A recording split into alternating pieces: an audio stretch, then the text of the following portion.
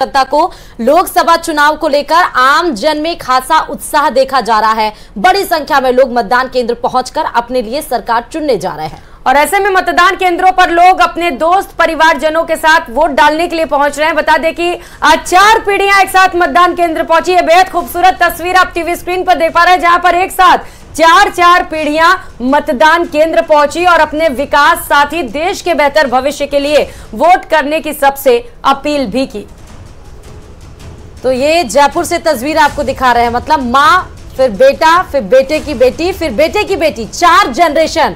आप सोचिए कि ये होता है इन्फ्लुएंस, ये होता है प्रभाव, और लोग महत्वता समझ रहे हैं। ऐसा नहीं है कि लोग महत्व नहीं समझ रहे हैं चुनाव की। चुनाव बेहद ही महत्वपूर्ण है लोकतंत्र में, और क्योंकि सबसे बड़ा लोकतंत्र है भारत, और सबसे बड़ा लोकतंत्र का सबसे बड़ा पर्व माना जाता है, और वो पर्व आज ही है। महिमा हमारी संवाददाता खबर पर जुड़ी हुई है। महिमा, जायजा लिया है, वहां से जायजा लिया हैं क्या कुछ का? मतगणना जारी है। बड़ी संख्या में बुजुर्ग, युवा, फर्स्ट टाइम वोटर्स, महिलाएं मतदान केंद्रों पर पहुंच रही है और मतदान कर रहे हैं। ऐसे में मैं आपको बताऊंगी कि मानसरोवर महात्मा गांधी बूथ पर मैं इस वक्त मौजूद हूँ। सबसे पहले और 4 पीढ़ी आपके साथ आ जाइए, क्या कहना चाहिए? मैं यही कहना चाहूंगा कि इससे बड़ा सौभाग्य हमारा नहीं हो सकता। मेरी माता जी तारा देवी जैन 96 ईयर्स की है और घर से वोट देने की इनको परमिशन थी, फिर भी इन्होंने कहा कि नहीं, मैं वहीं जाऊंगी ताकि और लोगों को प्रोत्साहन दे सकूं कि सब वोट करने के लिए वहाँ आए। जी जी, आप यहाँ पर आई और भी लोगों को प्रोत्साहित आपने किया, आप यहाँ पर पहुँची है। क्यों आज आप वोट डालने आई है, क्या सोचकर वोट डालने आई वैसे सब मिलकर डाले जैसे मैं डालती हूँ। हाँ, मैं बरसों में तो हमेशा यहीं आती हूँ। जी जी, देखिए यहाँ पर मैम भी मौजूद है, मैम से हम जानेंगे। मैम, तीसरी जनरेशन आप है परिवार की, आप अब 2 जनरेशन के साथ ऑलरेडी आई हैं, कैसा लग रहा है वोट आज डालने आई है? क्या मुद्दे हैं, क्या कैसे सरकार आप चाह रहे हैं? देखिए, सरकार तो वैसे ही हम चाह रहे हैं जो देश के साथ साथ राज्य की भी हमारी व्यवस्था को अच्छे सुचारू रूप से चलाए, संचालित करे, और वोट डालना तो हमारा मताधिकार है। और ऐसे जागरूक होने के साथ मैं अपनी बेटी को भी लेकर आई हूँ। ये भी इसने विधानसभा क्षेत्रीय चुनाव में भी अपना पहला मतदान किया था। आपके एज ग्रुप के लोगों को आप क्या कहना चाहेंगे कि वो यहाँ पर आए, अपना जो है मताधिकार? यही कहना चाहती हूँ कि इंडिया एक बहुत यूथ वाली कंट्री है, जहाँ पे यूथ की पॉपुलेशन ज्यादा है, तो वो अपना ज्यादा कंट्रीब्यूशन दे, जिससे हम लोग ज्यादा अपनी वर्ल्ड के अंदर अपना कंट्रीब्यूट कर सके। ये देखिए, लोकसभा चुनावों की रौनक हमें देखने को मिल रही है। आज प्रथम चरण में चुनाव है, दूसरे चरण का चुनाव 26 अप्रैल को होना है। ऐसे में लगातार अपडेट्स न्यूज 18 आपको देता रहेगा। ग्राउंड जीरो से खास रिपोर्ट महिमा जैन, न्यूज 18। महिमा को आप सुन रहे थे। ग्राउंड जीरो से 4 जनरेशन की जो पीढ़ियां थी आज मताधिकार का प्रयोग करने के लिए पहुंची। बहुत ही दिलचस्प नजारा था। लेकिन प्रतीक जी, पूजा जी ने जवाब दिया, मुझे लगता है आपको छोटा सा रिएक्शन उस पर देना चाहिए। उन्होंने गिना दिए कि संकल्प पत्र पर स्टैंपिंग की जाती है, जो किया जाता है, जो कहा जाता है वो किया भी जाता है। शिलान्यास के बाद लोकार्पण भी होता है उसका। प्रतीक जी, देखिए, मैं बता देता हूं, पूजा जी ने बोला कि हमारी नेता राज्यसभा राजस्थान से क्यों गई, तो इनके जो पार्टी के अध्यक्ष हैं जेपी नड्डा, क्या वो चुनाव लड़ रहे हैं? और वो हिमाचल छोड़ करके गुजरात क्यों चले गए? कहा कुछ है, बताइए। मैंने कहा क्यों चले गए? कोई बात नहीं पूजा जी, आपका नंबर आएगा, आप बता दीजिएगा। 90% वादे इन्होंने संकल्प पत्र के पूरे करने की बात कही, तो मैं अब इनको वादे गिना देता हूं।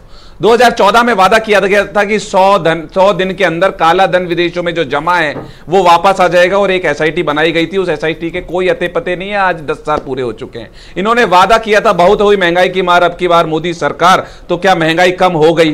पेट्रोल, डीजल, दाल, चावल, चीनी, आटे, सबके दाम 3 गुना बढ़ गए। इन्होंने वादा किया था 35 रुपए लीटर में पेट्रोल और डीजल मिलेगा, तो क्या 35 रुपए लीटर में पेट्रोल डीजल मिल रहा है? इन्होंने वादा किया था 250 रुपए के अंदर गैस सिलेंडर मिलेगा, तो क्या 250 रुपए में गैस सिलेंडर मिल रहा है? इन्होंने वादा किया था 100 स्मार्ट बनेगी, तो क्या 100 स्मार्ट सिटी बन गई है? इन्होंने वादा किया था गंगा की सफाई हो जाएगी, और खुद जवाब देते हैं कि नमामि गंगे के अंदर पैसा ही यूज नहीं किया गया, और गंगा की स्थिति आज भी वही है। इन्होंने वादा किया था कि 2022 तक किसान की आय दुगनी कर दी जाएगी, लेकिन इन्हीं की सरकार का एनएसएसओ ये कहता है कि किसान की जो आय है वो 27 रुपए प्रतिदिन रह गई है। इन्होंने नोटबंदी की थी, उस नोटबंदी के नाम पे क्यों नहीं वोट मांगते? क्यों नहीं जनता को जाकर के बताते हैं कि हमने नोटबंदी की थी और 100% प्रतिशत पैसा जो वापस आ गया, मतलब देश के अंदर इनके हिसाब से काला धन नहीं था। मैंने पूजा जी से पूछा कि क्यों 5 साल के अंदर आज तक पता नहीं लगा, और ये सतपाल मलिक साहब ने भी ये सवाल उठाया कि पुलवामा में जो हमला हुआ था 300 किलो आरडीएक्स जम्मू कश्मीर के अंदर आ जाता है, लेकिन वो आज तक ये पता नहीं लगा कि उस गाड़ी के नंबर क्या थे,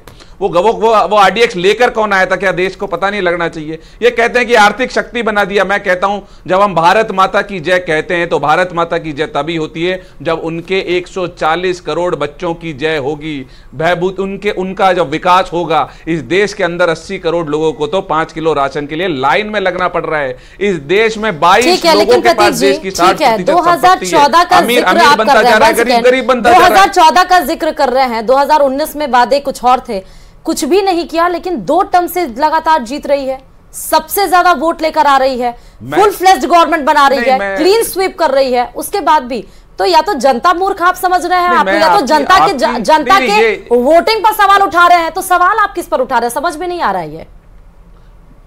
इस देश में 55 साल तक हमारी सरकार रही। हाँ। ये जिस नेहरू को गाली देते हैं वो नेहरू लगातार प्रचंड बहुमत से चुनाव जीतते रहे, तो फिर इनको सवाल नहीं उठाना चाहिए इस बात पे। उन नेहरू जी ने जो काम किए उनके ऊपर सवाल फिर बीजेपी क्यों उठाती है? क्योंकि उसी जनता ने बार बार लगातार नेहरू को वोट देकर के चुनाव जिताया। उसके बाद में इंदिरा गांधी जी लगातार चुनाव जीतती रही, उसके बाद में राजीव गांधी जी लगातार चुनाव जीतते रहे। 10 साल बार बार सवाल क्यों तो जीत की हैट्रिक की बात कर रही है बीजेपी, और सबसे पुरानी पार्टी आप रहे हैं। हैट्रिक नहीं होने वाली है। आपने मुझसे पूछा, मैं आपको जवाब दे रहा हूं। आपने मुझसे पूछा मुद्दे क्या है, मैंने पूछ लिया कि 10 साल के अंदर इन्होंने वादा किया था कि 90% माफी के साथ रोकती हूँ, इसका रिएक्शन हम पूजा जी से जरूर लेंगे, पूजा जी से जरूर इसका रिएक्शन लेंगे। लेकिन सर वक्त हो चुका है छोटे से ब्रेक का, कवरेज लगातार जारी है, दिखाते रहेंगे आगे बड़ी बहस में कि क्या कुछ होने वाला है, लेकिन रुकते हैं छोटे से ब्रेक के लिए। देखते रहिए न्यूज़ 18 राजस्थान।